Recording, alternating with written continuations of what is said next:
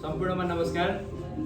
आज लोकतन्त्र दिवसको उपलक्ष्यमा चाहिँ हामीले सिडिपिएस बिपिएस पहिलो वर्षको विद्यार्थीहरू सबैजनाले चाहिँ आफ्नो भौगोलिक क्षेत्र आफ्नो प्रदेशबाट चाहिँ के कस्तो चिजहरू छ आफ्नो प्रदेश झल्किने खालका कुराहरू चाहिँ लोकतन्त्र दिवसको अवसरमा लिएर आएका छौँ।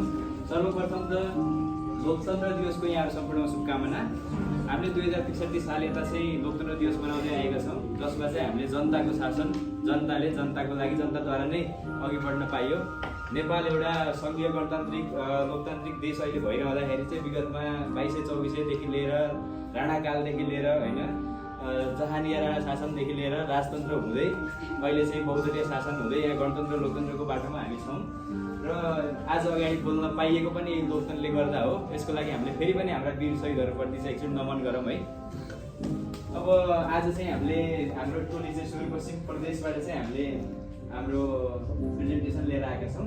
सुदूरपश्चिमबाट चाहिँ हाम्रो लोकतन्त्र ल्याउनमा राणा शासन फालेर आफ्नो ज्यानको आहुति दिनुहुने भीमदत्त पन्त डडेलधुरा र शहीद दशरथचन्द्र बैतडी प्रति पनि नमन छ र बाँकी चाहिँ अब साथीहरू प्रस्तुत गर्नुहुन्छ।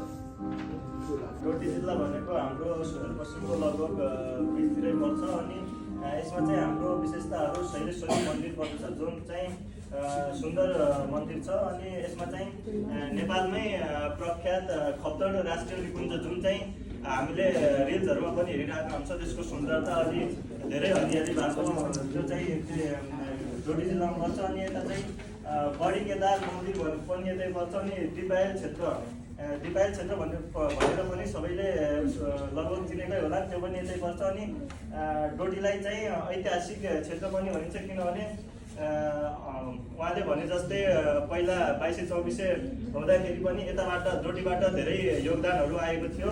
अब चाहिँ यसपछि बाजुराको असमको राजधानी भनेकै सुदूरपश्चिमको कैलालीमै रहेको छ। गोदावरी नगरपालिकामा अतर्य भन्ने क्षेत्रमा रहेको छ होइन। अनि कैलालीमा चाहिँ मुख्य भनेकै घोडाबडी ताल भनेर चिन्ने गर्छ। त्यो साथै झिलमिला तालहरू धेरै तालहरू छ, तर जोकर ताल भन्ने पनि छ एउटा। तर झिलमिला ताल र घोडाबडी ताल भनेको चाहिँ मुख्य तालहरू रहेको छ। अनि थारू संस्कृति पनि एकदम सबभन्दा बढी भएको जिल्ला एक भरमध्ये एउटा जिल्ला कैलालीमा पनि पर्छ। कैलालीको बारेमा धेरै कुरा छ, तर यहाँ टाइम कम भएको कारणले मैले चाहिँ यहीमा इन्ड गर्नु खोजेँ। लास्टमा हामी एउटा हाम्रै सुदूरपश्चिम भनेर चिन्ने भनेकै देउडाले भएको कारणले हामी देउडा चाहिँ अलि सानो प्रेजेन्ट गर्न चाहन्छौँ सक्ने।